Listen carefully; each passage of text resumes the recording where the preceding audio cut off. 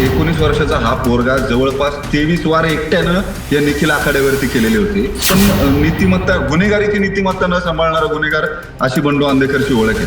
पहिले round fire केले, 3-4 round fire झाल्यावरती त्याने ते हुकवले. एक राऊंड त्याला लागला, मला वाटतं 3 राऊंड त्याला व्हायटल पार्ट्सला लागले होते आणि नंतर या बाकीच्या मुलांनी त्यांनी वार टाकला. पण गेल्या 40 वर्षाच्या इतिहासामध्ये आंदेकर टोळी ही अशासाठी ओळखली जात होती. मुंबईतली गुन्हेगारी असेल किंवा मुंबईतला गँगवॉर असेल, पुण्यातल्या सुद्धा टोळ्या असतील, साधारणपणे यांचं वैर जे असायचं ते एकमेकांसोबत असेल. या माळवदकर आणि आंदेकर टोळीमध्ये झालेल्या संघर्षामध्ये आंदेकरांनी माळवदकरांचे वडील, त्याचा चुलता, अशा दोघांचा खून केलेला होता. कृष्णा अल्पवयीन होता, 17 वर्षाचाच होता. हे सगळं झाल्यावरती तो कृष्णा अल्पवयीन असल्यामुळं तो परत लवकर आला तुरुंगातून बाहेर. 3-4 महिन्यामध्ये तो तुरुंगातून बाहेर आलेला होता. त्यानं कायम गुन्हेगारीसाठी नवी पोरं वापरली, नवी अल्पवयीन मुलं तयार करायची, त्यांच्याकडून गुन्हे करून घ्यायचे. गायकवाड वगैरे जे बंडूचेच नंबरकारी होते ते त्याच्या विरोधामध्ये गेले. नमस्कार, मी सिद्धेश. तुम्ही पाहताय न्यूज 18 लोकमत. एक अत्यंत महत्वाची घडामोड पुण्यामध्ये गेल्या 2 दिवसांपासून घडतेय, ती म्हणजे पुण्यातलं गँगवॉर. पुण्यातल्या गँगवॉरमध्ये आयुष कोमकर याची हत्या करण्यात आली. त्याच्यानंतर आज मंगळवारी या संदर्भातली एक महत्वाची घडामोड जी आहे ती बुलढाण्यातनं समोर आली. नेमकी घडामोड काय आहे आणि काय नेमकं या सगळ्या गँगवॉरच्या अनुषंगाने घडतंय, थेट आपण वैभवकडनं जाणून घेणार आहोत. वैभव, आमचे पुण्याचे प्रतिनिधी. वैभव, तुझ्याकडे थेट येतोय. बुलढाण्यातनं नेमकी काय अपडेट समोर आली, काय घडतंय गँगवॉरच्या या संपूर्ण घटनेच्या पार्श्वभूमीवरती जरा सविस्तर सांगशील? सिद्धेश, बंडू आंदेकर जी टोळी आहे, या टोळीतला संघर्ष जेव्हा इतर टोळ्यांबरोबर सुरू होता, साधारणपणे गेल्या 40 वर्षाच्या इतिहासामध्ये आंदेकर टोळी ही अशासाठी ओळखली जात होती. मुंबईतली गुन्हेगारी असेल किंवा मुंबईतला गँगवॉर असेल, पुण्यातल्या सुद्धा टोळ्या असतील, साधारणपणे यांचं वैर जे असायचं ते एकमेकांसोबत असेल तेव्हा ते कुटुंबांवरती, मित्रांवरती किंवा गुन्हेगारांच्या विरोधकांच्या स्नेहीजनांवरती कधी हल्ले करत नव्हते. त्यांच्या कुटुंबातली जी व्यक्ती ज्यांचा गुन्हेगारीशी, टोळी युद्धाशी संबंध नाही, त्यांच्यावरती ज्यांना मोरल किंवा एथिक्स साधारणपणे सांभाळणारे गुन्हेगार असं आपण म्हणतो, किंवा जे गुन्हेगार तत्वाला धरून गुन्हेगारी करणारे असतात, जरी चुकीचं काम करत असतील तरी त्यातही काही तत्व असतात, ती तत्व पाळून गुन्हेगारी करतात. त्यापैकी आंदेकर टोळी ही पहिल्यापासून कधीच नव्हती. बंडू आंदेकर जो आहे तो साधारणपणे 40 वर्षापूर्वी जेव्हा या माळवदकर आणि आंदेकर टोळीचा संघर्ष सुरू होता, म्हणजे या बंडूचा मोठा चुलत भाऊ जो आहे बाळू आंदेकर, जो खरा आंदेकर टोळीचा पायनियर किंवा आंदेकर टोळीचा तेव्हाचा म्होरक्या, साधारणपणे 70 ते 80च्या दशकामधला. आणि त्यावेळेस त्यांच्या सोबत माळवदकर नावाचे त्यांचे काही सहकारी होते, ज्यांच्यामध्ये आणि यांच्यात पुन्हा वाद झाले. नंतर माळवदकर टोळी वेगळी झाली प्रमोद माळवदकरची, आणि या आंदेकर आणि माळवदकर टोळीमध्ये उभा संघर्ष पेटलेला होता. हे सगळं जेव्हा झालं तेव्हा या माळवदकर आणि आंदेकर टोळीमध्ये झालेल्या संघर्षामध्ये आंदेकरांनी माळवदकरांचे वडील, त्याचा चुलता, अशा दोघांचा खून केलेला होता, ज्यांचा खरं या थेट गुन्हेगारीशी काही संबंध नाही. नारळ विकायचा व्यवसाय होता प्रमोद माळवदकरच्या वडिलांचा, आणि तेव्हाची गुन्हेगारी ही काही फार पैसे देणारी अशातली नव्हती. पत्त्याचा क्लब असेल, दारूचा गुत्ता असेल, अशा पद्धतीनं ही गुन्हेगारी केली जायची. चाकूसारखी वेपन्स तेव्हा असायचे. हे सगळं जेव्हा झालं त्यानंतर प्रमोद माळवदकरचा एक एन्काउंटरही झाला. दरम्यानच्या काळात बाळू आंदेकरची हत्या प्रमोद माळवदकर टोळीनं कोर्टामध्ये शिरून केलेली होती. त्याच्यामुळे या सगळ्या प्रकरणानंतर आंदेकर टोळीकडे जे बघितलं जातं गेल्या 40 वर्षामध्ये, ते हत्या करताना किंवा बदला घेताना कुटुंबातल्या कुणाचाही खून करतात.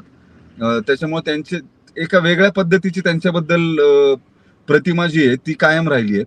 आणि आता तेच पाहायला मिळालं. बाळू आंदेकरचा खून झाल्यानंतर साधारणपणे 80च्या दशकानंतर माळवदकरांचे खून झाले. या सगळ्या प्रकरणामध्ये बंडू आंदेकर हा स्वतः जेलमध्ये होता. त्याला एका गुन्ह्यामध्ये, माळवदकरांच्या एका खुनाच्या गुन्ह्यामध्ये जन्मठेपेची शिक्षा लागलेली होती. माळवदकर गँगच्या एका त्यांच्या मेंबरच्या खुनामध्ये. आणि 2002 पर्यंत बंडू आंदेकर हा जेलमध्ये होता. बंडू आंदेकरचा दुसरा भाऊ उदयकांत आंदेकर जो आहे तो नगरसेवक होता. आणखी एक चुलत भाऊ जो आहे गणेश आंदेकर, तो नगरसेवक होता. वत्सला आंदेकर, जी बाळू आंदेकरची मोठी बहीण खरी, ती सुद्धा नगरसेविका होती. म्हणजे एक वेळ अशी आली होती की आंदेकरांच्या घरामध्ये तब्बल 5 नगरसेवक होते. राजश्री आंदेकर जी आहे वनराजची आई, लक्ष्मी आंदेकर जी उदयकांतची बायको आहे, ती सुद्धा म्हणजे बंडूची भाऊजाई, असे 5 ते 6 नगरसेवक या कुटुंबामध्ये झालेले होते. आणि एक काळ असा आला होता की या आंदेकरांनी सुरेश कलमाडींना ब्लॅकमेल करून वत्सला आंदेकरांना महापौर केलेलं होतं. अन्यथा 5 नगरसेवक आहेत, आम्ही दुसऱ्या पक्षाला पाठिंबा देऊ असं म्हणून वत्सला आंदेकर, ज्या स्वतः दारूचा गुत्ता चालवायच्या, त्यांच्यापासून या आंदेकरांची गुन्हेगारी, त्यांना प्रोटेक्शन द्यायचं म्हणून बाळू आंदेकरनं सुरू केलेली होती, ती या टोकाला येऊन पोहोचली. आणि राजकारणात सुद्धा ते इतक्या पुढे आले, या दहशतीच्या जोरावरती 5-5 नगरसेवक निवडून आणलेले होते. वत्सला आंदेकर महापौर झाल्या. हे सगळं झाल्यानंतर या दोन्ही आंदेकर कुटुंबांमधल्या, म्हणजे गुरुवार पेठेतले आंदेकर आणि गणेश पेठेतले आंदेकर, यांच्यातली गुरुवार पेठेतले आंदेकर जे ते जवळपास गुन्हेगारीतून बाहेर निघून गेले. ज्याच्यात गणेश आंदेकर होता, वत्सला आंदेकर, बाळू आंदेकरचा तर खूनच झालेला होता. नंतरच्या काळामध्ये बंडू आंदेकर आणि त्याचं कुटुंब जे, ज्याच्यामध्ये उदयकांत होता, त्यांची मुलं, बंडूची मुलं. सुरुवातीला बंडूची मुलं लहान असताना त्याच्या 2 मुली, या संजीवनी आणि कल्याणी, आणि त्यांचे दोघींचे नवरे, जयंत कोमकर आणि गणेश कोमकर, हे बंडू आंदेकरचा सगळा व्यवसायाचा भाग जो आहे तो बघायचा. म्हणजे उदयकांत नगरसेवक झालेला होता, लक्ष्मी आंदेकर नगरसेविका झालेल्या होत्या, राजश्री आंदेकर नगरसेविका झालेल्या होत्या. मग यांच्या बरोबर ठेकेदारीची जी कामं चालायची यांच्या प्रभागातली, सहयादीतले जे पैसे यायचे, ती कामं सगळी गणेश कोमकर करायचा. आणि गणेश कोमकर आणि जयंत कोमकर म्हणजे दोन्ही जावई करायचे. एकीकडं हा व्यवसायाचा पार्ट हे कोमकर बघत होते, जावई बघत होते, आणि दुसरीकडं त्यांच्या टोळीतली गुन्हेगार जी मुलं आहेत, किंवा नंबरकारी ज्याला म्हटलं जातं, जी प्रत्यक्ष गुन्हा करायला वापरली जातात, किंवा न्यायालयीन प्रक्रियेमध्ये हजर केली जातात, पोलिसांकडे हजर केली जातात, त्यांच्यावरती गुन्हे चालतात, त्यांच्या म्हणजे ओघानच त्यांचे खटले चालवायची जबाबदारी, त्यांच्या कुटुंबांची आर्थिक जबाबदारी ही टोळी प्रमुखानं घेतलेली असते. अशी जी विंग होती याची, बंडू आंदेकरच्या टोळीची, त्याचा म्होरक्या होता सूरज ठोंबरे. सूरज ठोंबरे आणि सोमनाथ गायकवाड, हे दोघं जण तसे बंडू आंदेकरचे राईट हँड समजले जायचे एक्झिक्युशन मध्ये, गुन्हे करण्यामध्ये. दरम्यानच्या काळात काय झालं होतं, बंडू आंदेकरची दोन्ही मुलं म्हणजे वनराज आंदेकर आणि कृष्ण आंदेकर हे सुद्धा मोठे झाले, वयात आले, तेही बघायला लागले. आपल्या वडिलांचा गुन्हेगारीचा क्लाउट इतका मोठा आहे, साहजिक त्यांच्यातही ती खुमखुमी होती. आणि सगळ्यात दुर्दैवाची बाब अशी आहे, बंडू आंदेकरनं त्याच्या कुटुंबातल्या एकाही मुलाला गुन्हेगारीतून, मुलालाच नाही मुलीला सुद्धा, किंवा सगळ्यांनाच, नातवांना सुद्धा गुन्हेगारीतून बाहेर ठेवलं नाही, किंवा त्यांना सांगितलं नाही तुम्ही बाहेर जा, दुसरे व्यवसाय करा. ही सगळी मुलं बंडू आंदेकरच्या भोवती फिरत राहिली. तो करत असलेले गुन्हे, किंवा त्याने त्याच्या ऐवजी यांनीच परस्पर केलेले गुन्हे आंदेकर टोळीच्या नावाने, मग त्याच्यामध्ये खंडण्या मागणं असू द्यात, कुणाला धमकावणं असू द्यात, हे सगळं सुरू झालं होतं नुकतंच. आणि त्यातल्या त्यात वनराज आंदेकर हा थोडासा सोफिस्टिकेटेड होता. त्याचा चेहरा दाखवून राजश्री आंदेकरांनंतर वनराज नगरसेवक झाला. आणि जेव्हा त्याचा प्रभाव वाढतोय हे कोमकरांच्या लक्षात आलं, तेव्हा काय गंमत झाली, कोमकर अस्वस्थ झाले. त्यांच्या हातातल्या आर्थिक नाड्या ज्या आहेत ठेकेदारीच्या, वनराज स्वतः महापालिकेत आल्यामुळं त्याला बऱ्यापैकी इथली ठेकेदारी, सहयादीतले पैसे सगळे थेट त्याच्याकडे यायला लागले. आणि उदयकांतही बऱ्यापैकी वनराज हुशार असल्यामुळं त्याच्यावरती विसंबून राहायला लागला. त्याच वेळेला या सगळ्या इतर गुन्हेगार मुलांच्या लॉजिस्टिकचे, म्हणजे त्यांच्या कोर्टातल्या खटल्यांचे तारखा, त्यांचे वकील, तिथं केलं जाणारं आर्ग्युमेंट, या सगळ्यामध्ये वनराजनं लक्ष घातलं. डिस्कशन्स तो करायचा.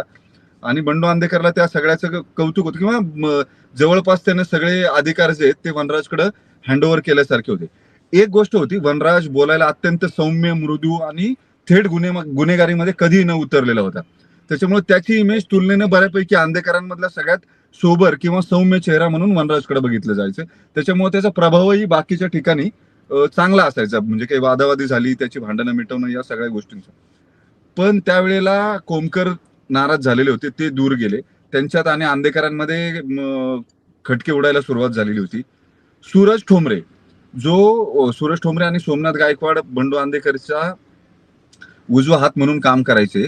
त्यांच्याबरोबर कृष्णा, जो आंदेकरांचा बंडूचा दुसरा मुलगा जो आहे, त्याला गुन्हेगारीचं भयंकर आकर्षण होतं. आणि त्याचं यांच्याबरोबर जमायचं नाही, या दोघांबरोबरही, सोमनाथ बरोबरही नाही आणि कृष्णा बरोबरही नाही. मग हा वाद जो आहे तो कृष्णा आणि सूरज मधला वाद फार टोकाला गेला होता. इतका टोकाला गेला की या कृष्णा आंदेकरनं कोंढव्यामध्ये सूरज ठोंबरेवरती एकदा फायरिंगचा अटेम्प्ट केला, ज्याच्यामध्ये सूरज वाचला. आत्ता फार नाही, 3-4 वर्षापूर्वीची गोष्ट असेल, ज्याच्यामध्ये म्हणजे तेव्हा हा कृष्णा अल्पवयीन होता, 17 वर्षाचाच होता. हे सगळं झाल्यावरती तो कृष्ण अल्पवयीन असल्यामुळं तो परत लवकर आला तुरुंगातून बाहेर. 3-4 महिन्यामध्ये तो तुरुंगातून बाहेर आलेला होता. आणि याच काळामध्ये म्हणजे 3-4 वर्षापूर्वी सोमनाथ गायकवाडला बंडू आंदेकरनं पोलिसांच्या मदतीने एक पत्त्याचा क्लब सुरू करून दिला होता नाना पेठेमध्ये. आणि त्यांच्यात आर्थिक देवाणघेवाण ठरली. महिन्याला एवढे पैसे द्यायचे आणि बाकीचा क्लब सोमनाथनं चालवायचा. दरम्यानच्या काळामध्ये सोमनाथला त्या क्लबमधनं जास्त पैसे मिळायला लागले, जे कृष्णाच्या लक्षात आलं होतं आणि त्याने ते बंडू आंदेकरला जाऊन सांगितलं. आणि हे पैसे देण्या घेण्यावरून सोमनाथ आणि बंडू आंदेकरमध्ये सुद्धा वादावादी झाली. वादावादी झाल्यावरती या क्लबचा ताबा कृष्णानं घ्यायचा प्रयत्न केला. कृष्ण तिथे गेला. त्यातून पुन्हा काही खटके उडाले आणि या खटक्यातून त्याच काळामध्ये म्हणजे साधारण 2 वर्षापूर्वी, बरोबर 2 वर्षापूर्वी रक्षाबंधनच्याच काळात म्हणजे ऑगस्ट सप्टेंबरच्याच महिन्यामध्ये निखिल आखाडे जो सोमनाथचा मावस भाऊ आहे, तो इथं बंडू आंदेकरच्या घरासमोर त्याची जी बहीण राहत होती तिला भेटायला आला होता. रक्षाबंधन किंवा भाऊबीजेच्या निमित्तानं, असं मला एक्झॅक्ट नीट आता ते दिवस कुठला होता ते आठवत नाही. त्या दिवशी सोमनाथ गायकवाड तिथं येणं, बहिणीकडे येणं अपेक्षित होतं. सोमनाथ तिथं आला नाही आणि तिथं निखिल आखाडे आला आणि त्याच्यावरती सोमनाथवर लावलेल्या ट्रॅपमध्ये निखिल सापडला या कृष्णाने. आणि या सगळ्यामध्ये आणखी जी तिसरी मुलगी आहे म्हणजे संजीवनी आणि कल्याणी कोमकरांकडे दिलेली, आणि जी वृंदावनी जी तिसरी मुलगी आहे बंडू आंदेकरची, ती वाडेकरांकडे दिलेली होती. तिचे दोन्ही नातू म्हणजे तिचे दोन्ही मुलं जे आहेत स्वराज वाडेकर आणि तुषार वाडेकर, हे नेहमी बंडू आंदेकरकडे कायम पडलेले असायचे. म्हणजे ती वृंदावनी सुद्धा हे सगळे तिथंच राहायला आहेत. काशी कापडी समाजाचे हे असल्यामुळे त्यांचा एक घेट्टो आहे नाना पेठेच्या परिसरामध्ये, तिथं हे सगळे जण राहतात. त्यांचा समाज त्या परिसरामध्ये मोठ्या प्रमाणावरती आहे. मग या स्वराज वाडेकरनं, तुषार वाडेकरनं बंडू आंदेकर आणि कृष्णा जो त्याचा मामा आहे आणि वनराज यांच्या सोबतच राहणं पसंत केलं. त्याच वेळेला दुसरीकडे जो नगरसेवक होता वनराजचा चुलता म्हणजे बंडूचा भाऊ उदयकांत आंदेकर, त्याची 2 मुलं जी आहेत शिवराज आणि शिवम, शिवराज धाकटा शिवम मोठा, ते सुद्धा बंडू आंदेकरकडेच त्यांची उठबस असायची. कारण तो गुन्हेगारीचा क्लाउट, पटकन मिळणारी प्रतिष्ठा, हे सगळं त्यांनाही हवंच होतं. लहान मुलं 16-17 वर्षाची, 18 वर्षाची, मग त्यांनी त्यांच्या वयाची टोळकी जमा करायची, मुलं गोळा करायची. आणि बंडू आंदेकरची सगळ्यात वाईट गोष्ट जी आहे ती, त्यानं कायम गुन्हेगारीसाठी नवी पोरं वापरली. नवी अल्पवयीन मुलं तयार करायची, त्यांच्याकडून गुन्हे करून घ्यायचे आणि ही मुलं जेलमध्ये गेली की पुन्हा नवीन मुलं पिकअप करायची. त्यासाठी या मुलांचा तो गेली 20 वर्ष वापर करतोय जवळपास. म्हणजे त्याच्या मुलांचा असेल, भावाच्या मुलांचा असेल, त्यांच्या ओळखीच्या मुलांचा असेल. आधी त्याच्याकडं जी मुलं नंबरकारी म्हणून होती, सोमनाथ, सूरज सारखी जी मुलं होती, यांचा तो गुन्हेगारीसाठी वापर करायचा. आणि मग या सगळ्या लहान मुलांना आपसूक या बंडू आंदेकरच्या क्लाउडचं आकर्षण होतं, या गुन्हेगारीचं आकर्षण होतं. या निखिल आखाडेच्या म्हणजे सोमनाथसाठी लावलेल्या ट्रॅपमध्ये जेव्हा निखिल आखाडे सापडला, तेव्हा म्हणजे वाईट वाटावं अशी गोष्ट आहे, पण हा जो स्वराज वाडेकर जो बंडू आंदेकरचा नातू आहे, त्यानं 19 वर्षाचा हा पोरगा जवळपास 23 वार एकट्यानं या निखिल आखाड्यावरती केलेले होते. आणि त्या निखिल आखाड्याचा त्याच्यामध्ये मृत्यू झाला. त्याच्यानं मन भरलं नाही, दगड टाकला होता त्या निखिल आखाड्याच्या डोक्यात, काही केलं तरी हा वाचायला नको म्हणून. निखिल आखाड्याच्या खुनामध्ये हा स्वराज वाडेकर, कृष्ण आंदेकर हे सगळे जेलमध्ये गेले. कृष्णाचा त्याच्यातला रोल जो आहे तो म्हणजे मोका त्याच्यातला टिकू शकलेला नाही, त्याच्या तिथल्या प्रेझेन्समुळे किंवा टेक्निकल एव्हिडन्समध्ये. या सगळ्या गोष्टींमध्ये एक गोष्ट लक्षात घ्यायला लागेल, 40 वर्ष गुन्हेगारीचा अनुभव असलेला बंडू आंदेकर जो आहे, त्याचा न्यायालयीन प्रक्रियेचा पण प्रचंड अभ्यास आहे, प्रचंड. म्हणजे मी गेल्या वर्षी वनराजच्या मर्डर नंतर जेव्हा त्याचा इंटरव्ह्यू केला होता, तो 20 वर्षापूर्वी जे खटले त्याच्यावरती दाखल होते, त्याच्यात कुठल्या तारखेला कुठला आर्ग्युमेंट झालं होतं आणि त्यात आपण वकिलाला काय सल्ला दिला होता आणि त्याच्यावरती आपली सुटका कशी झाली, या सुद्धा गोष्टी त्याने त्या इंटरव्ह्यू मध्ये सांगितलेल्या होत्या. म्हणजे तो अत्यंत चाणाक्ष गुन्हेगार आहे, पण गुन्हेगारीची नीतिमत्ता न सांभाळणारा गुन्हेगार अशी बंडू आंदेकरची ओळख आहे. जसा निखिल आखाडेचा मर्डर झाला त्यानंतर मात्र सूरज ठोंबरे आणि सोमनाथ गायकवाड वगैरे जे बंडूचेच नंबरकारी होते ते त्याच्या विरोधामध्ये गेले आणि प्रचंड चिडले त्याच्यावरती. कारण सगळ्या प्रक्रियेमध्ये पहिल्यांदा टोळीतल्या सदस्याच्या कुटुंबियांचा किंवा भावाचा कुणाचा तरी खून झाला होता. एरवी इतके दिवस विरोधातल्या लोकांच्या कुटुंबातले खून करत होते. त्यानंतर सोमनाथ गायकवाड आणि सूरज ठोंबरे हे एका बाजूला गेले. या सगळ्या प्रक्रियेमध्ये थेट बंडू विरुद्ध या दोघांचा, सोमनाथ आणि सूरज ठोंबरेचा संघर्ष उभा राहिला. दरम्यान सूरजने एकदा पुन्हा आंदेकरांवरती, म्हणजे या कृष्ण आंदेकरवरती अटेम्प्ट करायचा प्रयत्न केला, फायरिंग केलं, पण ते फसलं पुन्हा आणि सूरज ठोंबरे जेलमध्ये गेला. निखिल आखाड्याच्या प्रकरणात स्वराज वाडकर आणि ही सगळी मंडळी जेलमध्ये गेली. झालं काय या सगळ्या वेळेत, आता वनराज फक्त बाहेर राहिलेला होता. दरम्यानच्या काळात कोविडमध्ये उदयकांत आंदेकरचा कोरोनानं मृत्यू झाला. त्याची 2 मुलं शिवराज आणि शिवम ही सतत बंडूकडं पडलेली असायची, म्हणजे तिथंच राहिलेत ते सुद्धा, 100 मीटरच्या अंतरामध्येच त्यांची घर आहेत. मग ती मुलं या स्वप्नील वाडकर आणि कृष्णाच्या जागेवरती वनराज बरोबर फिरायला लागली किंवा त्याच्या सोबत राहायला लागली. या सगळ्या काळामध्ये निखिल आखाड्याच्या खुनाचा बदला घ्यायचा म्हणून सोमनाथनं प्लॅन केला. आता सोमनाथ यांच्याच टोळीचे सदस्य असल्यामुळे, आंदेकरांच्या टोळीचे सदस्य असल्यामुळे कोमकर आणि आंदेकरांमध्ये काय भांडण चालू आहे याची इत्थंभूत माहिती त्याला होतीच. म्हणजे दोन्ही बहिणी संजीवनी आणि कल्याणी आणि त्यांचे दोघींचे नवरे जयंत आणि गणेश यांचं आंदेकरांबरोबर भांडण सुरू आहे आर्थिक देवाणघेवाणीवरून किंवा प्रॉपर्ट्यांच्या देणे घेण्यावरून. त्यात काही टपऱ्या या कोमकरांनी तिथेच टाकलेल्या होत्या. त्या टपऱ्या अतिक्रमण आहेत म्हणून वनराजनं नगरसेवक असताना तक्रारी करून त्या अतिक्रमण काढायला लावलेलं होतं. त्याचा राग होता भयंकर. आणि मग महिनाच झाला असेल या गोष्टीला, अतिक्रमणाच्या. या महिन्याभरामध्ये कोमकर गायकवाडला जॉईन झाले, सोमनाथला जॉईन झाले. यांनी प्लॅन ठरवला. वनराज जेव्हा चौकामध्ये असेल, समोरच कल्याणीचं आणि संजीवनीचं घर आहे, तिथून त्यांनी लक्ष ठेवायचं आणि तो आला की त्यांनी रिअल टाइम इन्फॉर्मेशन द्यायची, हा किती वेळ थांबलाय, किती लोक बरोबर आहेत, कुठल्या बाजूने कुणी यायचं, या सगळ्याचं प्लॅनिंग सोमनाथचं होतं. मारायला मुलं कुठले असतील, वेपन कुठले असतील, काय असेल, हा एक्झिक्युशनचा पार्ट सोमनाथनं ठरवला. आणि कट म्हणा किंवा त्याच्यात मदत करायचं काम कोमकरांनी केलं, ज्याच्यात गणेश कोमकर आणि संजीवनी कोमकरचं, म्हणजे मोठ्या भाऊजाईचं, या गणेशच्या बंडूच्या मोठ्या मुलीचं नाव होतं. त्यांनी सगळ्यांनी मिळून वनराजचा मर्डर केला 1 सप्टेंबर 2024ला. वनराज तसा तब्येतीनं अत्यंत उंचपुरा, धिप्पाड, 6 फुटाचा, अजिबात शक्य नव्हतं 2-3 मुलांनी त्याचा खून करणं. वनराजच्या खुनाचं सीसीटीव्ही जेव्हा समोर आलं त्याच्यानंतर लक्षात आलं जवळपास या सगळ्याचा अंदाज सोमनाथला होता. सोमनाथ टिपिकल गुन्हेगारी नंबरकारी होता बंडूचा. त्याच्यावरती 2 खुनाचे गुन्हे होते, एक अटेम्प्ट टू मर्डर होता 307चा. त्याच्यामुळे त्याला या सगळ्याचा नीट अंदाज होता. जवळपास 12 टू व्हीलर आल्या होत्या, 12, त्याच्यावरती 24 मुलं, म्हणजे आणि अशा पद्धतीने सर्कल टाकलेलं होतं की वनराज कुठूनच बाहेर पडू शकत नाही. ज्या बाजूने बाहेर जाईल त्या बाजूने त्याच्यावरती हल्ला होईल. पहिले राऊंड फायर केले, 3-4 राऊंड फायर झाल्यावरती त्याने ते हुकवले. 1 राऊंड त्याला लागला, मला वाटतं 3 राऊंड त्याला व्हायटल पार्ट्सला लागले होते. आणि नंतर या बाकीच्या मुलांनी कोयत्याने वार टाकले त्याच्यावरती. वनराज त्याच्यामध्ये गेला. वनराज गेल्यावरती दुसऱ्याच दिवशी, म्हणजे त्याचे अंत्यसंस्कार झाले. हे आरोपी बऱ्यापैकी 1-2 जण कोमकर वगैरे हे हजर झाले. लगेचच्या लगेच बंडू बारामतीवरनं आला, तो तडीपार आहे, तो बारामतीला राहतो. पुणे शहरामध्ये यायला बंदी आहे त्याला, न्यायालयाने त्याला बंदी केलेली होती. वनराजच्या मर्डर नंतर तो पुण्यामध्ये आला, त्यानंच फिर्याद दिली समर्थ पोलिसांकडे आणि याचे अंत्यसंस्कार केले वनराजचे. प्रचंड टेन्स वातावरण होतं. त्याचे ते विधी वगैरे झाले दुसऱ्या दिवशी, मला वाटतं 3ऱ्याच दिवशी मी त्याचा इंटरव्ह्यू केला होता, ज्या दिवशी विधी झाले होते घरी.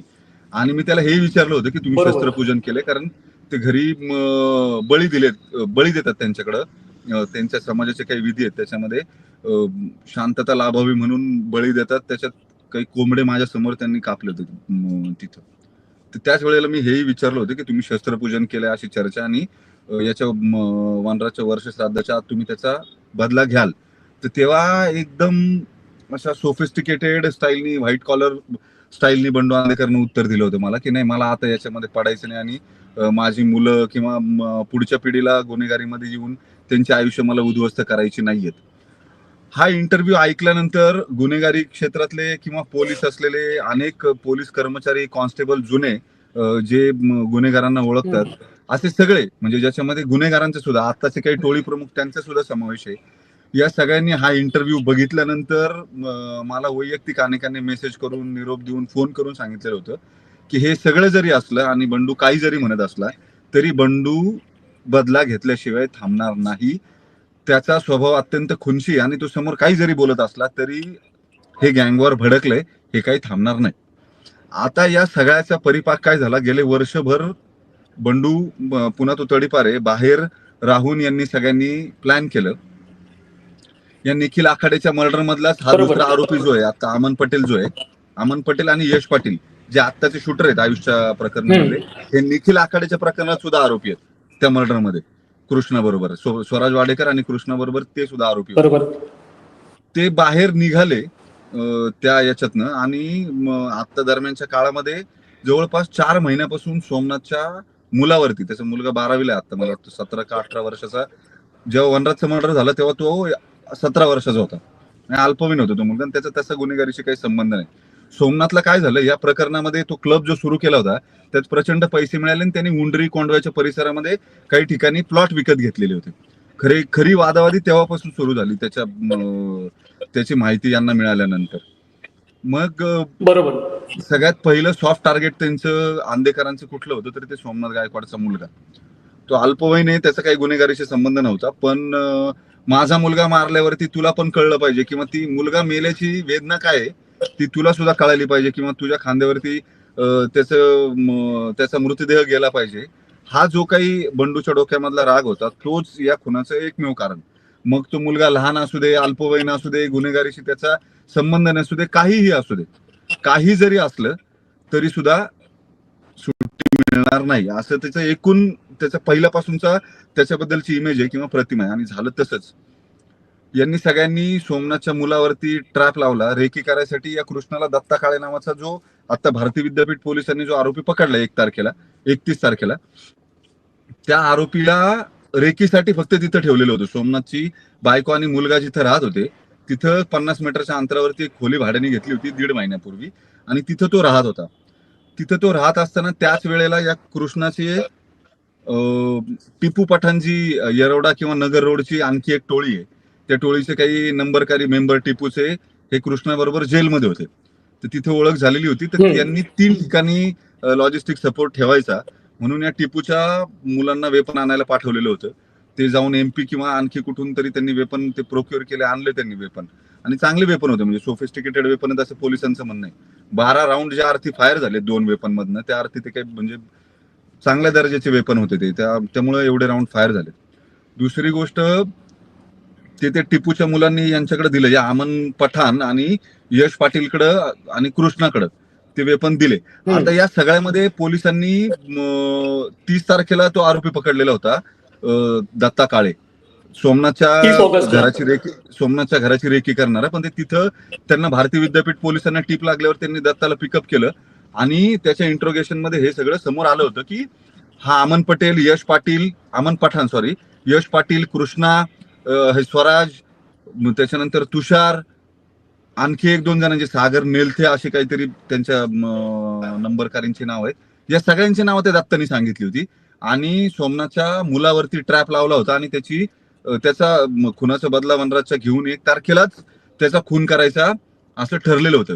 पण दत्ता काळेला उचलल्यामुळे यांचा तो प्लॅन फसला आणि यांना ते काही करता आलं नाही. त्याच्यामुळं त्यांनी ते गडबडले. मग त्यांचं जे ठरलेलं होतं वर्ष श्राद्धाच्या आधीच बदला घ्यायचा, ते काही त्यांचा तो डाव फसल्यामुळे ते जरा सैरभैर झाले आणि त्यांनी लगेच 2-3 दिवसानंतरच त्यांचा दुसरा अटेम्प्ट केला, तो म्हणजे आयुष कोमकर.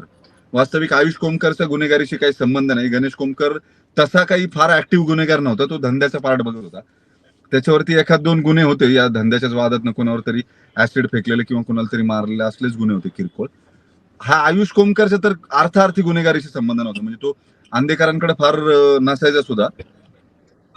ते काय करायचे या सगळ्या प्रकरणामध्ये, त्यांच्याकडून जेव्हा आयुष कोमकर लोकेट झाला ते सोपं होतं, म्हणजे आंदेकरच्या घराच्या समोरच ती बिल्डिंग आहे जिथे ते राहतात, त्याच्यामुळे त्यांना तिथली इन्फॉर्मेशन मिळणं काही अवघड नव्हतं. या दरम्यान काय झालं, या दरम्यान 4 ते 5 दिवस गेले. शुक्रवार म्हणजे सोमवारी गुन्हा दाखल झाला भारतीय विद्यापीठचा, दत्ता काळेला अटक केलेला, त्यात या सगळ्यांना आरोपी केले. सगळ्यांची इन्फॉर्मेशन होती, या कृष्णा, स्वराज, अमन पठाण, यश पाटील आणि तो सागर, या सगळ्यांची इन्फॉर्मेशन पोलिसांकडे होती. पोलीस सोमनाथ गायकवाडच्या बायकोला मुलाला प्रोटेक्ट करायच्या नादामध्ये या बाकीच्यांना पिकअप करायचं किंवा त्यांना ट्रेस करायचं थोडंसं मागं पडलं त्यांचं काम. आणि त्याच वेळेस विसर्जनाची सुद्धा प्लॅनिंगच्या याच्या त्याच्या त्यांच्या सारख्या मीटिंग सुरू होत्या.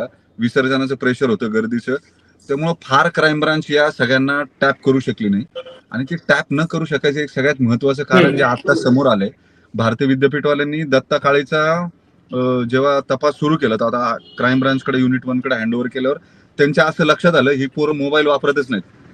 ही पोरं कम्युनिकेशन करत होती इंस्टाग्रामवरती. म्हणजे सगळे गुन्हेगार जे आहेत, हे इंस्टाग्रामवर फेक आयडी काढायचे आणि कुणाचं तरी वायफाय ओपन नेटवर्क घ्यायचं वायफायचं आणि तिथं बसून कम्युनिकेट करायचं. त्याच्यामुळे पोलिसांना लोकेशन्स मिळत नव्हती यांची, कुठं बसतायत, उठतात, काय करतात, काय नाही. जेव्हा सोशल मीडियावरती ते दत्ता काळेपासून जेव्हा उलट यांनी सुरू केलं शोधायला त्याचा आयडी किंवा त्याच्यावरती हा कुणाशी बोललाय, तेव्हा त्यांना पुढची लिंक मिळाली की हा कृष्णा आणि तो तिथे काहीतरी पंख्याच्या संदर्भानं बोललेत. त्याला ती खोली भाड्याने घेऊन दिलेली होती. त्या खोलीत त्याला गरम व्हायचं, इथं पंखा खराब आहे वगैरे त्याने सांगितलं होतं कृष्णाला. ते दुरुस्त करायला पैसे पाठवून दिले होते कृष्णाने. असं काहीतरी त्यांचं महिन्याभरातलं कम्युनिकेशन क्राईम ब्रांचच्या तपासामध्ये समोर आलेलं होतं. पण यांना पोलिसांना हा अंदाजच नव्हता की आयुष कोमकरचा म्हणजे तिकडचा प्लॅन फसल्यावर हे दुसरा कुठला तरी अटेम्प्ट करतील आणि आयुष कोमकरचा मर्डर करतील. झालं असं की ती जी मुलं आहेत, ही सगळी जी आंदेकर टोळीतली जी अटेम्प्ट करणारी मुलं होती, ती पूर्ण चार्ज झालेली होती आणि पहिला अटेम्प्ट फेल गेल्यामुळं त्यांनी आयुषवर जो अटेम्प्ट केला तो इतका ब्रुटल, इतका क्रूर आहे की म्हणजे ही सगळी 18-19 वर्षाची पोरं आहेत. हा यश पाटील आणि हा अमन पठाण यांना जर बघितलं, अत्यंत क्रूर शरीर यष्टीची मुलं आहेत, त्यांच्या तब्येती नाहीत किंवा काय नाही. या मुलांनी 7 मिनिटामध्ये 12 राऊंड त्या आयुषच्या ते 19 वर्षाच्या पोराच्या, त्याची तब्येत अत्यंत तोळामासच होती. तो काही फार तब्येतीचा हे होता अशातला भाग नाही. अत्यंत लुकडी सुकडी ही सगळी मुलं. 12 राऊंड त्याच्यावरती फायर केले. त्याच्यातले 9 राऊंड त्याच्या अंगात सापडले. 3 राऊंड आजूबाजूला कुठेतरी पडलेले मिळून आले. ते म्हणजे हे इतकं ब्रुटल आणि इतका क्रूर खून करणं आणि ते अशा 18-19 वर्षाच्या मुलांनी. आता पोलिसांचं असं म्हणणं आहे की ते काही शुद्धीमध्ये हे त्यांनी केलेलं नसणार आहे. काहीतरी गांजा पिऊन किंवा कुठलं तरी व्यसन करून ज्याच्यामध्ये ताळतंत्र राहत नाही किंवा शुद्ध राहत नाही, अॅग्रेशन फक्त वाढत राहतं, अशी व्यसनं ही जनरली करतात. ती व्यसनं करूनच त्यांनी हा गुन्हा केलेला असणार, कारण शुद्धीत 12 राऊंड फायर करायचे. बरं, ज्या वेपन मधनं 12 राऊंड फायर होतात ही गोष्ट एवढी सोपी नाहीये. ज्या पद्धतीने त्यांनी पिस्टल कॉक केले जातात ते सीसीटीव्ही मध्ये दिसतं. पोलिसांनी दाबून ठेवलेले सीसीटीव्ही सगळे, अजिबात बाहेर येऊ देत नाहीत. पण मी जे सीसीटीव्ही माझ्या निदर्शनास जे आलं, मला जे बघायला मिळाले ग्रॅब, त्याच्यामध्ये क्लिअर दिसतंय ते आले गाडीवरती, पिस्टल कॉक केले समोर 3 ते 4 फुटाच्या अंतरावरती. दोघांनी पिस्टल कॉक केलेत. एकाने तर मॅगझिन पण लोड केलंय. म्हणजे मॅगझिन दुसऱ्या खिशामध्ये होतं, वेपन मागं अडकवलेलं होतं. मला वाटतं अमननंच मॅगझिन लोड करून पिस्टल कॉक करून त्यांना 8 राऊंड मारलेत आणि यांनी दुसऱ्याने यश पाटील 4 राऊंड फायर केले होते. असे 12 राऊंड टोटल यांनी दोघांनी मिळून फायर केले. याचा अर्थ ही पिस्टल जी आहे ती पिस्टल रेडी करून ठेवलेली होती. यांनी आधी कुठेतरी फायरिंग करून बघितलेलं असणार आहे. ज्या अर्थी एवढा कॉन्फिडन्स होता त्यांना, बरोबर. ती ऑइलिंग वगैरे करून किंवा रेडी करून ही पिस्टल्स आणि हे सगळं ठेवलेलं होतं आणि मग त्याच्यातून त्यांनी याचा आयुषचा मर्डर केला. आता काल हे सगळं झालं, त्याचे अंत्यसंस्कार झाले. तो गणेश कोमकर नागपूर जेलमधनं त्याला आणलं पोलिसांनी मोठ्या बंदोबस्तात. काल भीती होती पोलिसांना सुद्धा की हे आंदेकर टोळी त्याच्यावरती सुद्धा अटेम्प्ट करेल. इतका तगडा बंदोबस्त लावलेला होता वैकुंठामध्ये. त्याला आणताना म्हणजे मी याच्यापूर्वी एवढा व्यवस्थित कॉन्वॉय अजमल कसाबला जेव्हा मुंबईतनं आणलं होतं, तेव्हाचा जो कॉन्वॉय होता तसा जवळपास 10-12 गाड्यांचा कॉन्वॉय, 2 QRT अशा बंदोबस्तामध्ये त्याला काल आणलेलं होतं. तो काल तिथेही म्हणत होता माझा काही संबंध नाही वनराजच्या मी कोणाशी. खरं तर वैभव आता त्याच मुद्द्यावरती येणार होतो. 2 मिनिटं थांबवतो तुला. मी खरं तर आता त्याच मुद्द्यावरती येणार होतो. काल आयुषवरती अंत्यसंस्कार झाले, तिथे गणेश कोमकर आलेला होता. तू सांगतोयस त्यानुसार तिथे आता त्याची नेमकी असलेली बॉडी लँग्वेज काय होती? कारण हे आता वाढत जाणार आहे, संपणार आहे, संपलंय की आता पोलीस याच्यामध्ये पुन्हा इन्व्हॉल्व्ह होऊन याच्यावरती ऍक्शन घेतील आणि पुन्हा पुण्यामध्ये एन्काउंटरचं सत्र बघायला मिळू शकतं? खूप वेगवेगळे कयास बांधले जात आहेत. काल तुझे बघितलं अंत्यसंस्काराच्या वेळी जेव्हा गणेश कोमकर आलेला होता, तेव्हा नेमकी त्याची बॉडी लँग्वेज काय होती आणि तिथला सगळा माहोल काय होता? एक व्हिडिओ आपण शेअर केला ज्याच्यामध्ये एक मुलगा उपसाबुक्षी रडताना आपल्याला बघायला मिळालेला आहे. सगळ्यांच्या डोळ्यामध्ये पाणी आणि ते सगळं आपल्याला दिसतंय. प्रचंड भावनिक माहोल होता, पण अत्यंत म्हणजे छावणीचं स्वरूप होतं त्या स्मशानभूमीला असं आपल्याला दिसलं. तू जरा थोडंसं सांगावंस की गणेश कोमकर जेव्हा तिथे आलेला होता तेव्हा तू काय पाहिलंस, काय जाणवलं? तो आला जेव्हा तो जेव्हा आला गाडीतनं उतरला, तो हातामध्ये ग्रीटिंग घेऊन आला होता. त्याच्यावरती बदाम चिटकवलेले होते चारही कोपऱ्यांना, आय लव्ह यू पप्पा लिहिलेलं होतं.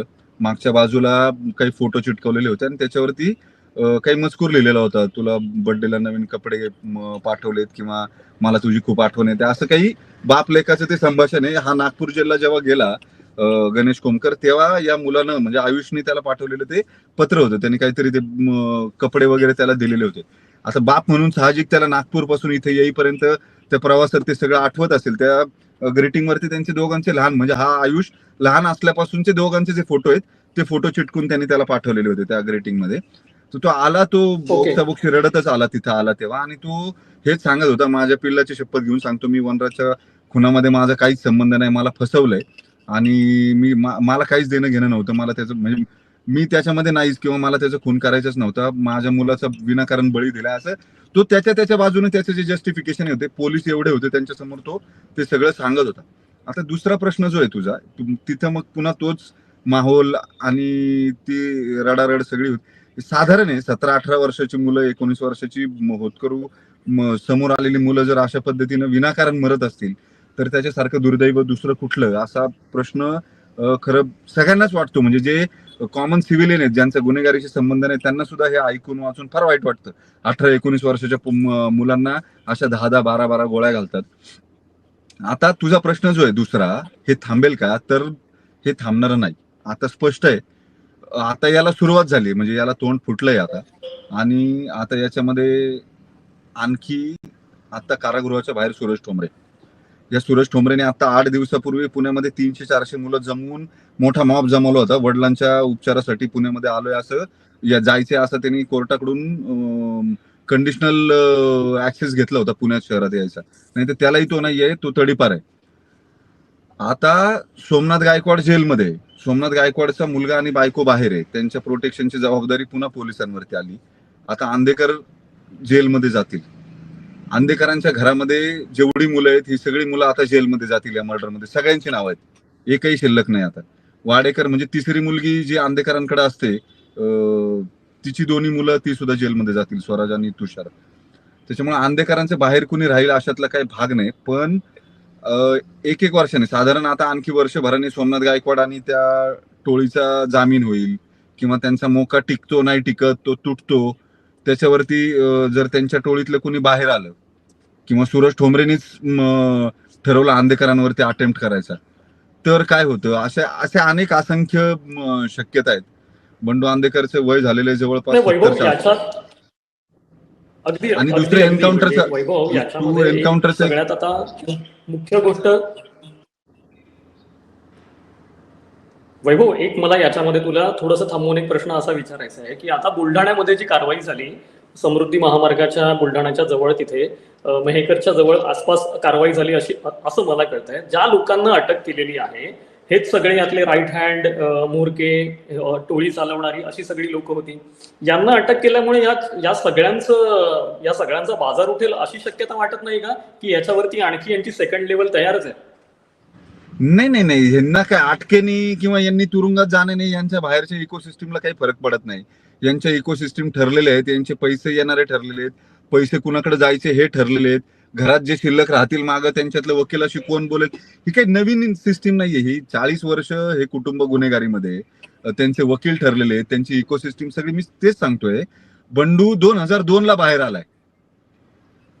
2002 ते आता 2024, 25, 23 वर्ष झाली जवळपास. त्याच्यातल्या पुन्हा 2-5 वर्ष तो येऊन जाऊन जेलमध्ये वेगवेगळ्या केसेसमध्ये तडीपारीत असं बाहेर राहिलेला आहे. पण तो बाहेर राहिला म्हणून काही त्यांची गुन्हेगारी थांबली नाही किंवा त्यांनी क्लाउड तयार करायचा, त्यांचा जो तयार झालेला क्लाउड होता तो काही संपला अशातला भाग नाही.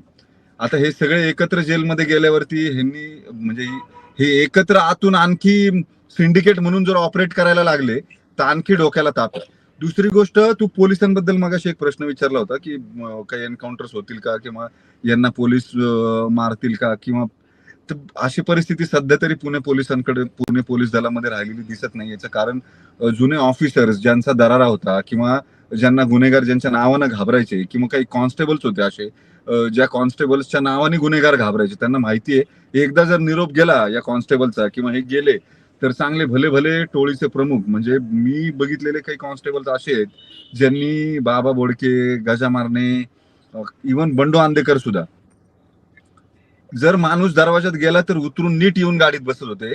हे टोळीचे प्रमुख, हे गँगस्टर सुद्धा अशा ताकदीचे किंवा यांनी निरोप जरी दिले त्यांच्या आजूबाजूच्या लोकांकडे, तरी सुद्धा हे पोलिसांकडे हजर व्हायचे नाही. तर नीट तुम्हाला गोळ्या घालू अशा अशा पद्धतीचाच तो पोलिसी दम असतो, दुसरं काय. आणि त्या काळात पुणे पोलिसांनी केलंही होतं, म्हणजे जवळपास 16-17 एन्काउंटर्स पुणे पोलिसांनी केले होते आणि प्रीमियम गँगस्टर्सचे केले होते, म्हणजे जे जेन्युइन गँगस्टर्स आहेत अशाच लोकांचे मर्डर एन्काउंटर्स केलेले होते. त्याच्यामुळे त्या काळामध्ये गेल्या 15 वर्षामध्ये बऱ्यापैकी ती दहशत होती. अलीकडे 2-3 वर्षापूर्वी नंतर, म्हणजे साधारण आता त्या अधिकाऱ्यांमधले शेवटचे अधिकारी मला वाटतं 2 वर्षापूर्वी निवृत्त झाले. आता तसे तगडे अधिकारी कोणी दिसत नाही, किंवा या शहराची ज्यांना ओळख आहे, गुन्हेगारीची ओळख आहे, किंवा इथं अगदी खोल सोर्सेसचं नेटवर्क असलेले ऑफिसर, कॉन्स्टेबल दिसत नाहीत. नव्याने येणारे अधिकारी काही तसं शहराच्या गुन्हेगारीबद्दल किंवा ते शहराबद्दल एक प्रेम असावं लागतं तुम्हाला. इथलं शहर नीट राहिलं पाहिजे किंवा शहराची कायदा सुव्यवस्था नीट राहिली पाहिजे असे वाटणारे अधिकारी पूर्वी आम्ही बघितलेत. आता तसे काही फार अधिकारी दिसत नाहीत. येऊन जाणं किंवा आसपासची परिस्थिती, राजकीय सामाजिक परिस्थिती सुद्धा तशी राहिलेली नाही. अनेकदा पोलिसांनाच मोठा त्रास त्याचा सहन करावा लागतो फार भूमिका घेऊन काम केल्याचा.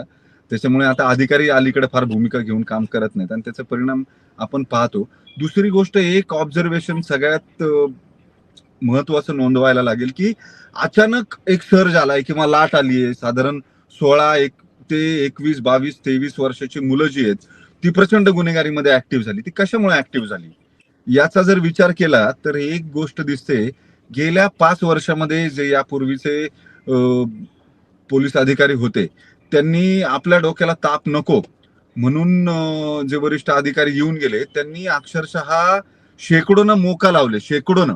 मग त्याच्यामुळे व्हायचं काय, गाडी तोडफोड केली किंवा कोयता घेतला किंवा किरकोळ भांडणं केली. अशी जी मुलं टीनेज मध्ये भांडणं करतात, वादावादी कॉलेजेसची भांडणं होती किंवा रस्त्यावर गाड्या तोडफोडल्या, या सगळ्यामध्ये या मुलांना मोकामध्ये जेव्हा जेलमध्ये टाकलं तेव्हा ही सगळी मुलं ज्यांना गुन्हेगारीचं आकर्षण होतच, ते जेलमध्ये गेल्यावरती ते विद्यापीठ आहे, तिथं आणखी मोठे मोठे गुन्हेगार बघायचे, आणखी मोठा गुन्हेगार व्हायचं उद्दिष्ट त्यांना मिळतं. आणि मग त्यातनं सगळ्यातनं काय व्हायचं, त्यातनं ही सगळी मुलं जेव्हा बाहेर आली, आता त्यांचे मोके तुटले किंवा 2-2, 3-3 वर्ष जेलमध्ये जाऊन राहून बाहेर आले, 21, 22, 23, 24 वर्ष वय झाली यांची, या मुलांना दुसरा उद्देश राहिला नाही आयुष्यातला. आता गुन्हेगारीशिवाय त्यांना पर्याय नाही. त्याच्यामुळे इतका मोठा क्वांटम वाढलाय, जवळपास 1000 एक मुलं ही साधारणपणे मोकाशी संबंधित, मोकात किंवा मोकातल्या एखाद्या गुन्ह्यामध्ये असे नंबरकारी म्हणून जेलमध्ये जाऊन आलेत आता. आणि इतक्या मोठ्या संख्येनं हा जो क्वांटम बाहेर आहे आता, त्याच्यामुळे ते कुठल्याही मिनिटाला लॉ अँड ऑर्डर बिघडवू शकतात. त्यांचं नेटवर्क हे आता वेपन आणणं नेणं किंवा हे गुन्हेगारीचं त्यांचं आतलं एक वेगळं नेटवर्क तयार होतं. त्या टोळ्यांमधलं वेगळं कॉम्बिनेशन आणखी तयार होतं. 4 टोळ्या इकडं, 4 टोळ्या तिकडं. मग ते दोस्त का दोस्त, दुश्मन का दुश्मन असले फंडे पुन्हा त्या गुन्हेगारीचे होतात. मग हे सगळं ओव्हर द पिरियड डेंजरस होत जातं. किंवा मग ते जे मोके 3-4 वर्ष पुणे शांत राहील म्हणून त्या अधिकाऱ्यांनी केलं होतं. काही अधिकाऱ्यांमध्ये स्पर्धा लागल्या होत्या. 100 मोके पोलीस आयुक्त असताना काही अधिकाऱ्यांनी केल्या. एसपींनी काही मोठ्या प्रमाणावरती केले ग्रामीण भागातले. त्याच्यामुळे हे शहर ग्रामीण भागातले सगळे नऊ तरुण गुन्हेगार जे आहेत त्यांचं एक मोठं आव्हान आता येत्या काळामध्ये असणार आहे. कारण ते आता मायनर झाले, मेजर झालेत किंवा आता ते 18 वर्षापेक्षा जास्त आहेत आणि गुन्हेगारीमध्ये त्यांची पाळमुळं रुजली आहेत आता. त्यामुळे हे एक सुद्धा मोठं आव्हान असणार आहे. आता बुलढाण्याची मेहकरची तू कारवाई विचारलीस, काल रात्री गणेश कोमकरला जेव्हा या टीम्स घेऊन गेल्या, त्याला पुन्हा नागपूरला नेलं काल लगेच जेलला. 2च दिवसाचा पेरोल होता त्याचा. या अंत्यविधीसाठी तो आला होता. त्याच्यानंतर क्राईम ब्रांचच्या टीम्स ज्या आहेत, कारण एकतर क्राईम ब्रांचवरती प्रचंड टीका झाली, आपणही प्रचंड झोडलं. याचं कारण साधारणपणे हे अपेक्षित असतं, तुम्हाला 30 तारखेला एक आरोपी मिळतो, इतर आरोपींची नावं सांगतो, कॉन्स्पिरसी उघड होते, गुन्हा दाखल होतो, तुमच्याकडे एक आरोपी असतो, बाकीचे आरोपी हे अटक करायचे, ट्रेस करायचे, शोधायचे, पिकअप करायचे, एवढंच काम तुमच्याकडे राहतं. तुम्ही विचार करा, हे सगळं माहिती असून त्याच शहरामध्ये येऊन 10-12 गोळ्या झाडायची हिंमत जर तेच गुन्हेगार करत असतील, ज्यांना माहिती आहे आपला एक ट्रॅप, म्हणजे आपला एक हे फसलाय, अटेम्प्ट फसलाय आणि दुसरा अटेम्प्ट करायचा आहे आपल्याला, तिथंच करतात, त्याच पेरिफेरीमध्ये करतात. हे पोलिसांना आव्हान नाही तर काय. मग ते पोलिसांचं, क्राईम ब्रांचचं ते फेल्युअर होतं. ते तशा पद्धतीने रिपोर्ट झालं किंवा टीका झाली मोठ्या प्रमाणावरती. काल रात्रीपासून, काल संध्याकाळपासून जशी अंत्यसंस्काराची तयारी वगैरे सुरू झाली तसं क्राईम ब्रांच अग्रेसिव्ह झालेली होती, कारण गणेशोत्सवाचा बंदोबस्त संपलेला, पोलीस बऱ्यापैकी रिकामे झालेले होते. मध्ये एक दिवस मिळाला त्यांना रविवारचा, आणि मग पोलिसांनी जरा नाकेबंदी करायला सुरुवात केल्यावरती ते पळतच होते सगळे, हे वृंदावनी कोमकर आणि ती वृंदावनी वाडेकर, स्वराज, तुषार, बंडू, हे सगळे एकत्र होते. आणि हा अमन पठाण जो आहे तो दुसरीकडे होता. त्याला मला वाटतं पुण्याच्या आसपासच कुठून तरी पिकअप केलाय. या सगळ्यांना बुलढाण्यातल्या मेहकर जवळून सगळ्यांना पिकअप केलंय. त्यांना काही वेळामध्ये आता आणतील. या सगळ्या प्रकरणावरती आता पोलीस ब्रीफिंग होतीलच, त्यांना आज कोर्टात सुद्धा प्रोड्यूस करतील.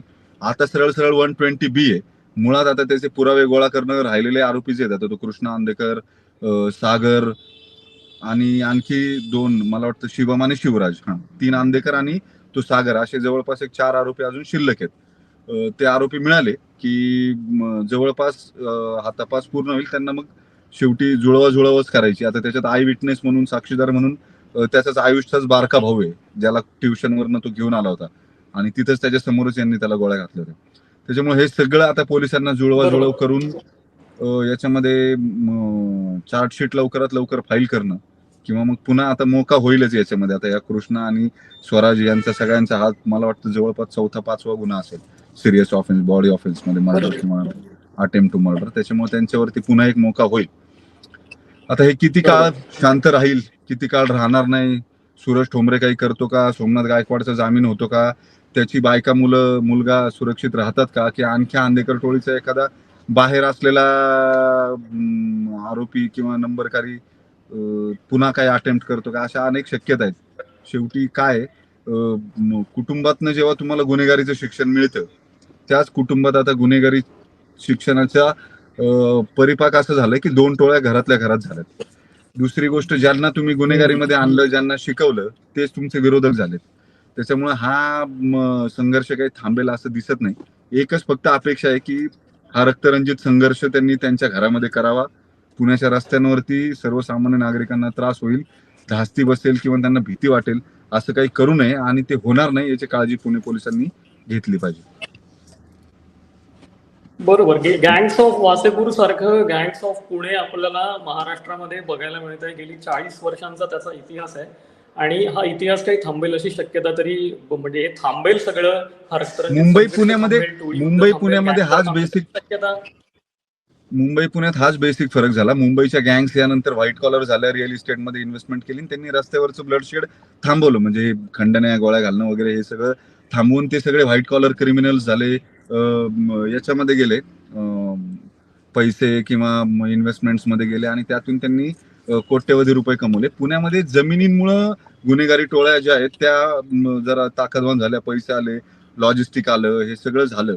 आता बऱ्यापैकी जमिनींचे भाव किंवा जमिनी अजूनही आसपास आहेत, त्याच्यामुळे नव्या टोळ्या येतात, या जमिनींचे ताबे, प्लॉटचे ताबे, त्याच्यातनं घडणारे गुन्हे, या सगळ्या गोष्टी घडत राहतात. आणखी हे किती काळ चालेल माहिती नाही. मुंबईतली जशी गुन्हेगारी संपली, रस्त्यावरची टोळी युद्ध संपली, तशी पुण्यातली कधी संपतील काही सांगता येणं तुर्तच तरी अवघड. पुण्यातलं गँगवॉर कधी संपेल हा खरा प्रश्न आहे. एकंदरीतच हा सगळा 40 वर्षांचा इतिहास काय, याचा सविस्तर व्हिडिओ देखील एक वैभवने केलेला, तो तुम्ही न्यूज 18 लोकमतच्या युट्यूब चॅनलवरती जाऊन बघू शकता. आणि खूप खूप धन्यवाद वैभव या सगळ्या सविस्तर माहितीसाठी. तू सगळं छान पद्धतीने समजावून सांगितलंस, त्यासाठी खूप खूप धन्यवाद. तुर्तास इथेच थांबतोय. तुम्ही पाहत राहा न्यूज 18 लोकमत.